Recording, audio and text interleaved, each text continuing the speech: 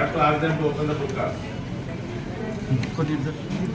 లోపల బాగా Face చూడకుండా లోపలికి వెళ్ళలేదు సార్ ఈయనే ఉంది. అరే కొద్దిగా వెనక్కి రా మనిషి. ఎట్లా allow చేస్తున్నారు